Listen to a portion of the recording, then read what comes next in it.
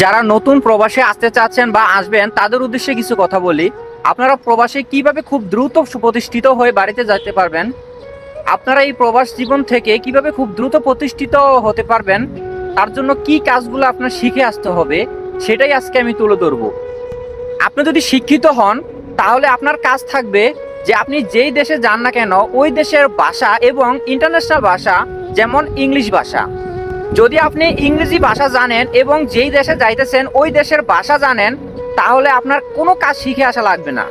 আপনাকে কাজ খুঁজতে হবে না, কাজ আপনাকে নিজে খুঁজে নেবে, কোম্পানির মালিক আপনাকে নিজে খুঁজে নেবে। যদি আপনি যেই দেশে যাইতেছেন ওই দেশের পরিপূর্ণভাবে ওই দেশের ভাষা এবং ইংরেজি ভাষা, যদি আপনি ইংরেজি ভাষা জানেন তাহলে আপনি বড় বড় কোম্পানিতে, ইন্টারন্যাশনাল কোম্পানিতে আপনি চাকরি করতে পারবেন। আর যদি আপনি লেখাপড়া না জানেন তাহলে আমি আপনাকে জাস্ট করব যে আপনি একাধিক কাজ শিখে আসেন।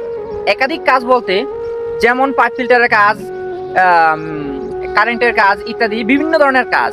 আপনি যদি একটা কাজ শিখে আসেন, ওই কাজটা যদি আপনার না থাকে তাহলে কি করবেন?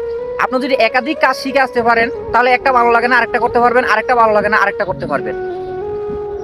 তার জন্য আমি বলি কি, যদি আপনি দেশের মধ্যে বেকার থাকেন, শিক্ষিত আছেন, ন্যূনতম এসএসসি পাস করছেন, তাহলে আপনার উচিত যে ইংরেজি ভাষা এবং যে দেশে যাইতেছেন, সাপোজ আপনি সৌদি আসতেছেন, সৌদির ভাষাটা শিখুন।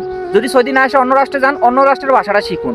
ভাষা না জানলে কোনো মূল্য নেই। যদি আপনি ভাষা জানেন তাহলে আপনি সম্মানিত, আর যদি ভাষা না জানেন তাহলে আপনার কোনো জায়গায় মূল্য নেই, কখনই ভালো কাজ করতে পারবেন না।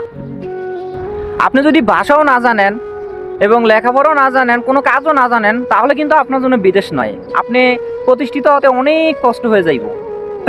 আপনি যদি লেখাপড়াও না জানেন, কোনো কাজও না জানেন, তাহলে আমি আপনাকে জাস্ট করব যে আপনি মোবাইল থেকে অল্প অল্প করে যে দেশে যাচ্ছেন ওই দেশের ভাষাটুকু শিখেন, ন্যূনতম ভাষাটুকু শিখেন। তাহলে ইনশাল্লাহ আপনি অনেক ভালো কিছু করতে পারবেন, খুব দ্রুত প্রতিষ্ঠিত হতে পারবেন প্রবাসের মাটি থেকে। দেখেন, একটা কথা মাথায় রাখেন, প্রবাস জীবনটা কিন্তু কল্পনাতেই সুন্দর, বাস্তবে নয়। আবেগ দিয়ে দুনিয়া চলে না, বিবেক দিয়ে দুনিয়া চালাইতে হয়।